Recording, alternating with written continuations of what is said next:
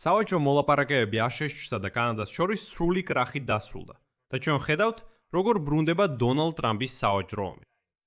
ამერიკული მედია უკვე წერს, რომ ორივე მხარემ გამოაცხადა ახალი მაღალი ტარიფების დაწესების შესახებ, რაც ახასიათებს როგორც ციტატა უპრეცედენტო ურთიერთობების გაწყვეტას ამერიკის შეერთებული შტატების მეორე უმსხვილეს სავაჭრო პარტნიორთან. ვაშინგტონმა უკვე დააწესა 50%-იანი ტარიფები კანადური საქონლის უმეტეს ნაწილზე, ხოლო ოტავამ პირობა დადო, რომ ანალოგიური ზომებით უპასუხებს. მოლაპარაკებები ტრამპსა და პრემიერ-მინისტრ კარნის, ასევე ორი ქვეყნის სავაჭრო წარმომადგენლებს შორის მთელი კვირის განმავლობაში მიმდინარეობდა. წინა დღეს ამერიკის პრეზიდენტმა კი განაცხადა, რომ შეთანხმებას მიაღწიეს, თუმცა დააზუსტა, რომ მას საბოლოო ფორმა ჯერ კიდევ უნდა მიეცეს. ტრამპს როგორც იტყვიან, როგორც ყოველთვის. ჯერ გამოაცხადა გარიგების შესახებ, მერე კი თავადვე ჩაშალა იგი. აშშ-ის სავაჭრო წარმომადგენელმა ჯეიმისონ გრირმა განაცხადა, რომ ვაშინგტონი კანადას სთავაზობდა უფრო მომგებიან პირობებს, ვიდრე სხვა დიდ ექსპორტიორებს. მისი თქმით, ამერიკული წინადადება ითვალისწინებდა ტარიფების მნიშვნელოვნად შემცირებას ფოლადზე, ალუმინზე, ავტომობილებსა და ხე-ტყეზე. მაგრამ კანადის პრემიერ-მინისტრმა ამ დათმობას სისულელე უწოდა და განაცხადა, რომ ისინი მისი ქვეყნის ინტერესებს არ შეესაბამებენ. საერთოდ მოდი დეტალურად განვიხილოთ ეს თემა და უპასუხოთ კითხვას. მართლაც ბრუნდება თუ არა დონალდ ტრამპის სავაჭრო ომი სრულმასშტაბიანად ჩვენთან. მე მქვია ალექსეი პეჩი, მოდით ერთად განვიხილოთ ეს თემა, მაგრამ სანამ დავიწყებთ, გთხოვთ გამოიწეროთ არხი, მოიწონოთ ეს გამოშვება და დაწეროთ ნებისმიერი თქვენი კომენტარი. მოკლედ, სავაჭრო მოლაპარაკებები კანადასა და ამერიკის შეერთებულ შტატებს შორის ბოლო წუთზე ჩაიშალა პარასკევს საღამოს, აღმოსავლეთის დროით, რამაც კიდევ ერთხელ გააღვივა სავაჭრო ომი შეერთებულ შტატებსა და კანადას შორის. ამასთან ოტავამ პირობა დადო, რომ დააწესებს ანალოგიურ ტარიფებს, როგორც ვაშინგტონი. მიუხედავად იმისა, რომ ორივე მხარე იმედის მომცემ განცხადებებს აკეთებდა, თითქოს შეთანხმება მალე მიღწეული იქნებოდა, რაც საშუალებას მისცემდა თავიდან აეცილებინათ 50%-იანი ამერიკული ტარიფები კანადური საქონლის მთელ რიგზე. მოლაპარაკებები ჩიხში შევიდა და კანადის პრემიერ-მინისტრმა მარკ კარნიმ განაცხადა, რომ მეზობელმა ქვეყნებმა ვერ შეძლეს შეთანხმების მიღწევა, რაც აუცილებელია კანადის მიზნების მისაღწევად. შემდეგ მოხავს მისი ციტატა. შედეგად დღეს საღამოს მივიღე გადაწყვეტილა. შევაჩერო სავაჭრო მოლაპარაკებები აშშ-სთან და დავავალე კანადელ მომლაპარაკებლებს დაბრუნდნენ ოტავაში. ამჟამად ძალაში შევიდა კანადური საქონლისთვის დაწესებული 50%-იანი ტარიფები, რომლის საერთო ღირებულება $20 მილიარდ შეადგენს. და კარნიმ მაშინვე უპასუხა, ციტატა. კანადა სრულად დააწესებს ანალოგიურ ტარიფებს, რათა დაიცვას ჩვენი მუშაკები და კომპანიები. ტრამპი და კარნი. ასე ორივე ქვეყნის სავაჭრო უწყებების მაღალი თანამდებობის პირები მთელი კვირის განმავლობაში პირდაპირ კონტაქტზე იყვნენ. მას შემდეგ, რაც ტრამპმა ტარიფების დაწესებას სამდრიანი გადავადებაც კი მისცა და განაცხადა, რომ შეთანხმება რეალურად უკვე მზად იყო, დარჩა მხოლოდ მისი საბოლოო დამუშავება. შემდეგ ტრამპის ციტატა. ხუთშაბათისა, ჩვენ მივახციეთ შეთანხმებას კანადასთან, თუმცა ის ჯერ კიდევ საჭიროებს დოკუმენტების საბოლოო დამუშავებას. საბოლოოდ კი, როგორც მივხვდით, დოკუმენტები არ დაასრულეს, ხოლო ტრამპმა გარიგების გამოცხადება იჩქარა. ამავე დროს აშშ-ის სავაჭრო წარმომადგენელი ჯეიმისონ გრირი დაიწყო თავის მართლება და განაცხადა, რომ თითქოს აშშ-ის კანადისთვის სუპერ მაგარი პირობები ჰქონდა შეთავაზებული, მაგრამ ოტავამ უარი თქვა. შემდეგ გრირის ციტატა.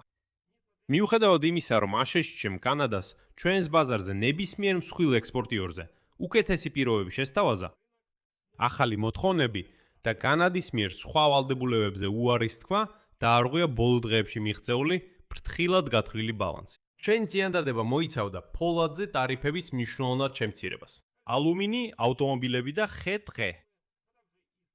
ასევე ისტორიული ეკონომიკური პარტნიორობა და ეროვნული უსაფრთხოების სფეროში პარტნიორობა. თუმცა მარკ კარნიმ შემდეგ განაცხადა, რომ აშშ-სთან შეთანხმების პირობების შეცვლა, ბოლო მომენტში შეტანილი ცვლილებები, ციტატა, იყო უსამართლო, არამომგებიანი და ეჭქვეშ აყენებდა ვაშინგტონთან ნებისმიერი გარიგების სანდოობას. თუმცა დეტალები ჯერ არ წარმოუდგენია. მაგრამ მთლიანობაში მნიშვნელოვანია ასევე გვახსოვდეს, რომ ბოლო კონფლიქტი მხოლოდ შედეგია სავაჭრო ურთიერთობების მუდმივი გაუარესებისა, მას შემდეგ, რაც დონალდ ტრამპი პრეზიდენტის პოსტზე დაბრუნდა. ტრამპმა დააწესა ტარიფები კანადის ძირითადი სამრეწველო დარგებისთვის, მათ შორის ავტომობილების წარმოებაზე, ფოლადის და ალუმინის ინდუსტრიაზე, მაშინ როცა კანადამ საპასუხოდ საკუთარი ზომები მიიღო. მიუხედავად იმისა, რომ კარნიმ გასულ წელს გააუქმა თავისი ყველაზე მასშტაბური საპასუხო ზომები, ტრამპს კვლავ ავიზიანებდა კანადის პროვინციების ხელისუფლების მიერ დაწესებული აკრძალვები. მაგალითად, ამერიკულ ალკოჰოლზე. ის ამბობდა, რომ ეს უსამართლობა. და აი დღეს ღამით ძალაში შესულმა ტარიფებმა შედარებით შეზღუდული მასშტაბი აქვს და მოიცავს კანადიდან იმპორტირებულ საქონელს დაახლოებით 20 მილიარდი დოლარის ოდენობით. ეს დაახლოებით 5%-ია იმ საერთო ღირებულებისა, რაც გასულ წელს ASH-ში ჩრდილოელი მეზობლისგან იმპორტირებულ საქონელს ჰქონდა. თავად ეს ტარიფები ნაკლებად მოახდენს მნიშვნელოვან გავლენას ამერიკელ მომხმარებლებზე, რომლებიც ისედაც სირთულეებს განიცდიან ბენზინის მაღალ ფასებთან დაკავშირებით, რაც დონალდ ტრამპის ირანთან ომის შედეგია. უფრო სერიოზული პრობლემა არის სავაჭრო ომი, რომელსაც ეს ტარიფები კვლავ აჩარებს. თავის პარასკევის განცხადებაში მარკ კარნიმ თქვა, რომ მისი მთავრობა დამატებით ზომებს მიიღებს კანადელი მუშაკებისა და ბიზნესების მხარდასაჭერად. დამატებით იმ თითქმის 25 მილიარდ დოლარს, რომელიც ბოლო 18 თვის განმავლობაში მხარდაჭერის სახით გაიცა. მან განაცხადა, რომ კანადის ეკონომიკური ზრდა აჩქარებულია და რომ ოტავა არ დაუშვებს არც ერთ ქვეყანას განსაზღვროს მისი მომავალი. ამიტომ აშკარაა, რომ კარნი ბოლომდე ბრძოლის განწყობაზეა და ტრამპთან დათმობებზე არ წავა. აღნიშნავ, რომ შეერთებული შტატები მართლაც განიხილავდა კანადური ფოლადის, ალუმინისა და ავტომობილების ტარიფების შემცირების შესაძლებლობას. ფოლადსა და ალუმინზე მოქმედებდა 50%-იანი ტარიფი და ASH-ის ხელისუფლება განიხილავდა მათი ორჯერ შემცირების შესაძლებლობას, ანუ 25%-მდე. ამასთან კანადურ ავტომობილებზე მოქმედებდა 25%-იანი ტარიფი. ამასთან ტარიფები მხოლოდ კომპონენტებზე ვრცელდებოდა, რომლებიც ASH-ში არ იყო წარმოებული, რაც ავტომწარმოებლებს საშუალებას აძლევდა ამერიკული დეტალების ღირებულება გამოეყოთ იმ ავტომობილის ნაწილიდან, რომელიც ტარიფებით იბეგრებოდა. და ახლა ASH-ის ხელისუფლება განიხილავდა ამ განაკვეთის 15%-მდე შემცირების შესაძლებლობას. ეს გახდა პასუხი იმაზე, რომ ტრამპი დიდი ხანია ჩივის შეზღუდოძე, რომელსაც კანადა აწესებს ამერიკელი რძის წარმოებლებისთვის, რათა მათ ვერ გაკიდონ თავიანთი პროდუქცია რძის ბაზარზე. მიუხედავად იმისა, რომ ქვეყანა ამერიკული რძის პროდუქციის შემოტანას თავის ბაზარზე უშვებს, ის მაინც ზღუდავს იმპორტის მოცულობას კვოტების მეშვეობით.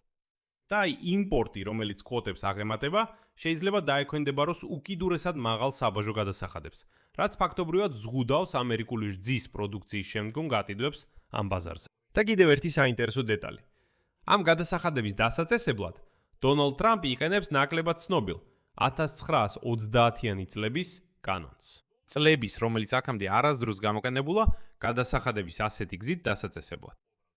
ეს ნაბიჯი თითქმის უეჭველად სამართლებრივ პრობლემებს გამოიწვევს, როგორც ტრამპის ადმინისტრაციის სხვა მრავალი მცდელობა ახალი ტარიფების დაწესების.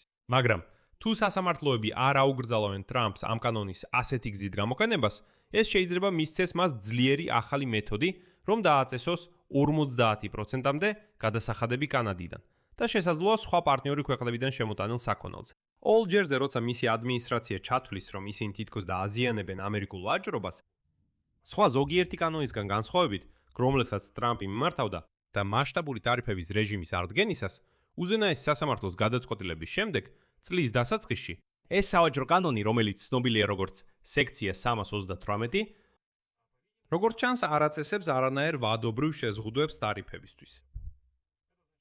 ეს ნიშნავს, რომ ამ თითქმის 100-ლოვანი კანონით დაწესებული ტარიფები შეიძლება განუსაზღვრელი ვადით დარჩეს ძალაში. თუ ტრამპი ან მომავალი პრეზიდენტი არ გადათქვეთს მათ გაუქმებას. და რაც კიდევ მნიშვნელოვანია, ამ ეტაპზე დონალდ ტრამპმა არ დააწესა ტარიფები იმ მრავალი საქონლის იმპორტზე, რომელთა მიწოდებაზეც ASH-შო დიდწილად დამოკიდებულია კანადაზე, მათ შორის ენერგომატარებლები, ყველაზე მნიშვნელოვანი სასარგებლო წიაღისეული და თევზი. მაგრამ როგორც მიხვდით, ეს ნებისმიერ მომენტში შეიძლება შეიცვალოს. ასე რომ როგორც ჩანს, დონალდ ტრამპის სავაჭრო ომი მაინც ბრუნდება. აქ მრავალწებდილს დავსვამ, თქვენი აზრი და დასკვნები დაწერეთ კომენტარებში ამ გამოშვების ქვეშ. გამოიწერეთ არხი და აწკაპლმეთ ზარზე და არ დაგავიწყდეთ ლაიკის დაჭერა. და აუცილებლად ნახეთ შემდეგი გამოშვება ამ YouTube არხზე. ეხლა თქვენს ეკრანებზე ხედავთ მის ბულს. ამით დავამთავრებ, იზრუნეთ საკუთარ თავზე, ყველას ნახვამდის.